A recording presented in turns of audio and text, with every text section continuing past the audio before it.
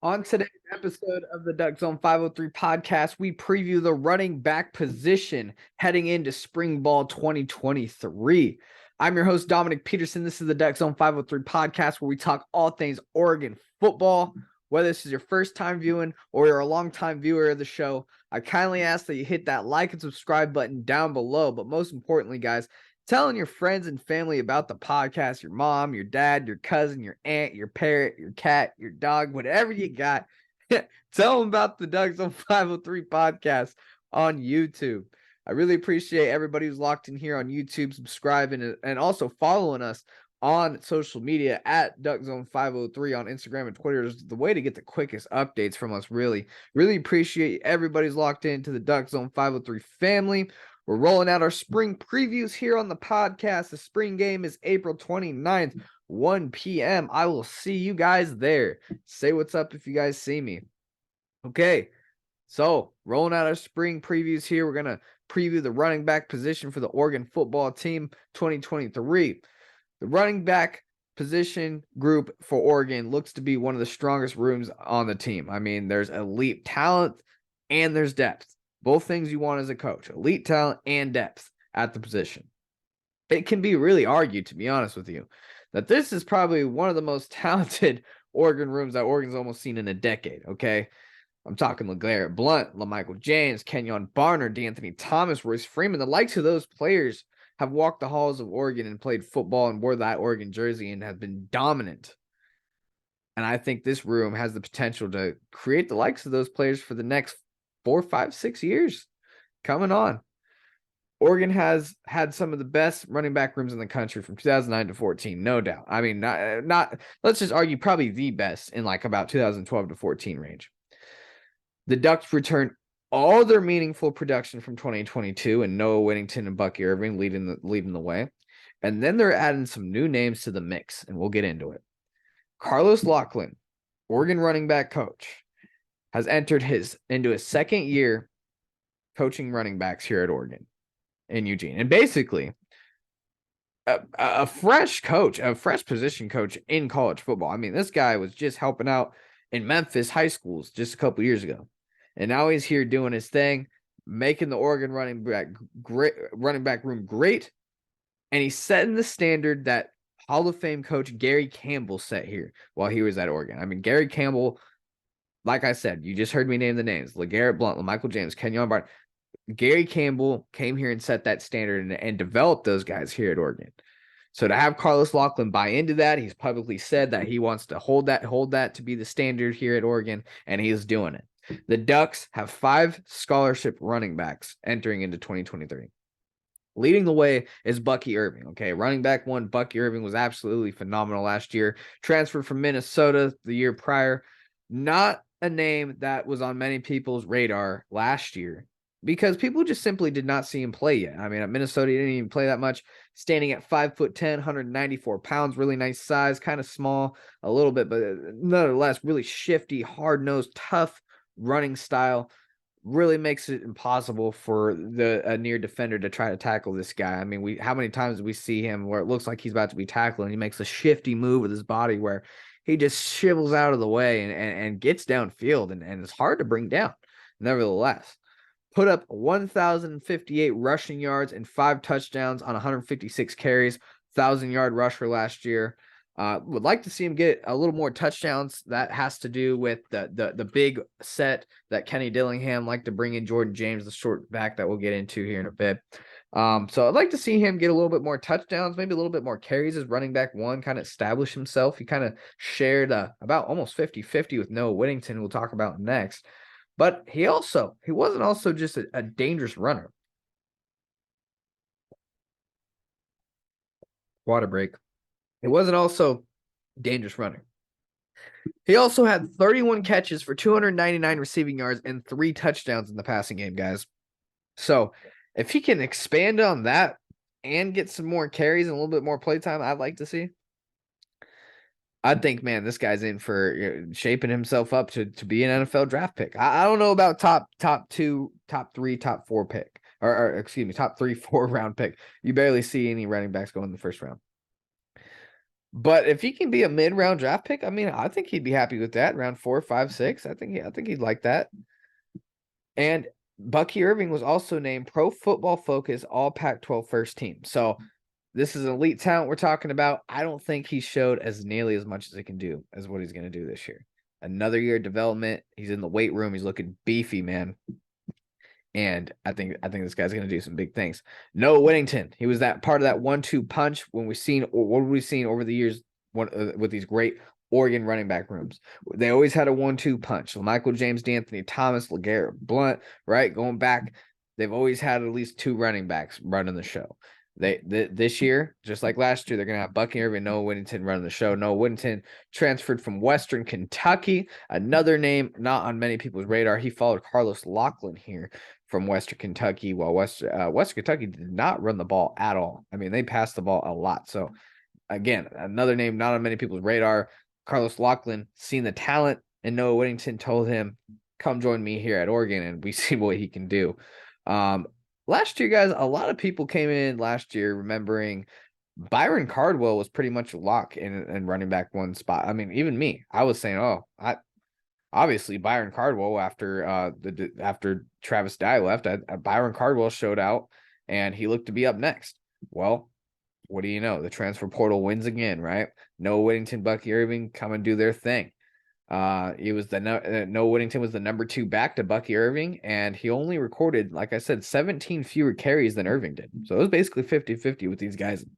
Now, I would like to see Bucky get a little bit more carries than that, but nevertheless, I like Whittington as well. Whittington keeps his feet churning for every yard and brings a sense of toughness that you wouldn't think he had in him. Kind of small when you look at him. You'd think he'd just be kind of a scat back and a guy that you kind of want to get on the edge. No, man, this guy can go between the tackles, can run his feet, and kind of reminds me of Michael James now that we talk about it, how he gets low and he just keeps running the feet and gets that extra 5, 10, 5, 6, 7, 8 yards that you can fight for if you're a tough, hard-nosed running back. And that's what Whittington is. He might just be the fastest running back in the room as well.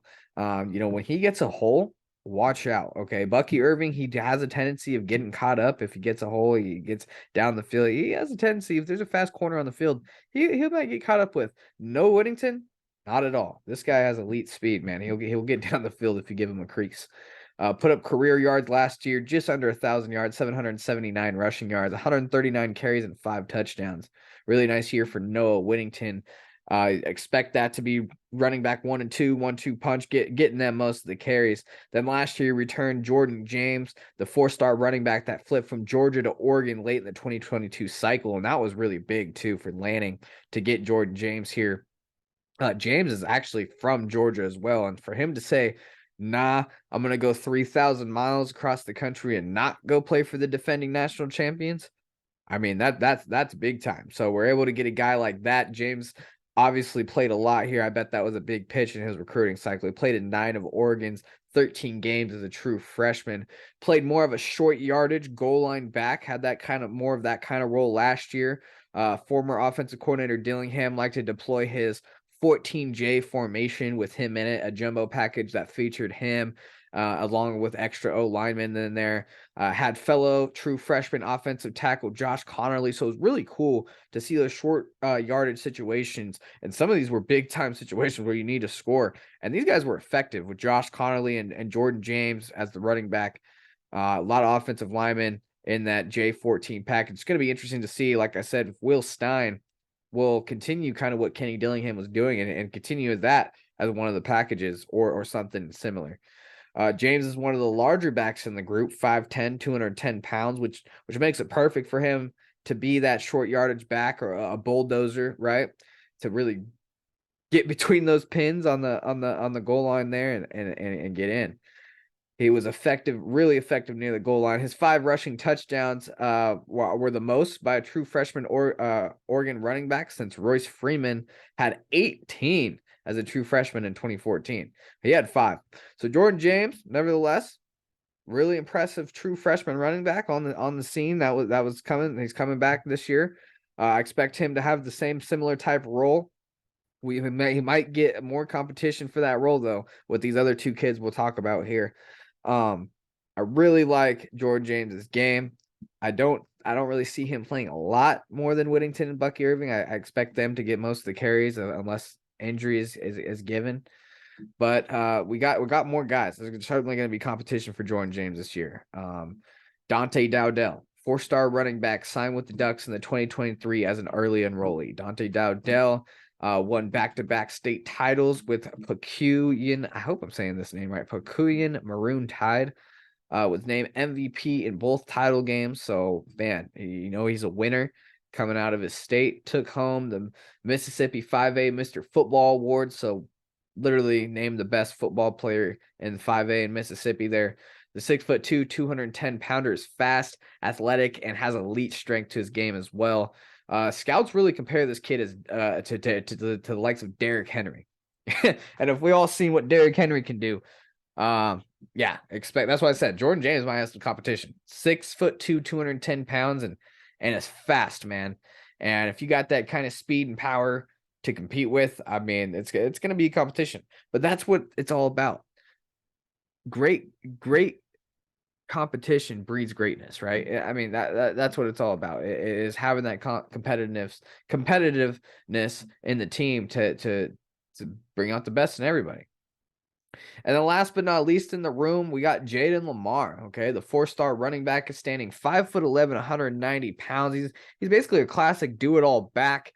He set records at Lake Stevens High School up there in Washington, coming from Washington. So it's nice to get those Washington kids away from the Huskies, right? 4,246 career rushing yards, 66 rushing touchdowns, and 78 total touchdowns, guys. This kid's the real deal. He can do it all too. There's not one thing that it's just like, oh, he lacks in this. No, he can do it all. Reeled in 26 passes for 330 yards and 4 touchdowns in his senior seasons.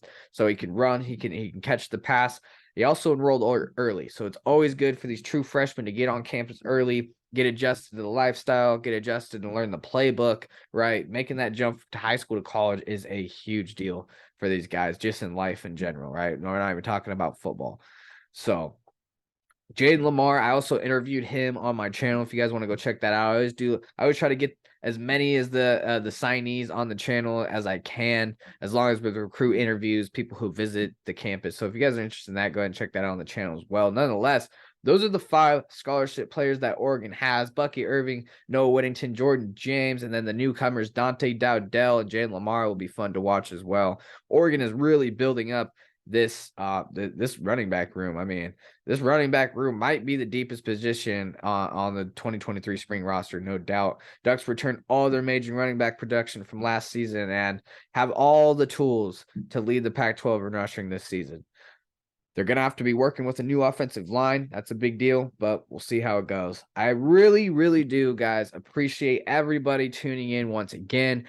I'm your host, Dominic Peterson, and this is the Duck Zone 503 podcast, where we talk all things Oregon football. If you haven't already, guys, hit that like and subscribe button down below. Helps with the algorithm getting the video out. But nevertheless, telling your friends and family about the podcast is what helps it grow the most. Word of mouth is the key, guys. Really appreciate everybody. I'll see you guys in the next episode. I'll keep rolling out my spring preview episodes for Oregon football up all the way up until the spring game of April 29th, 1 p.m. is kickoff. See you guys there. Go Ducks, as always. See you in the next podcast, guys.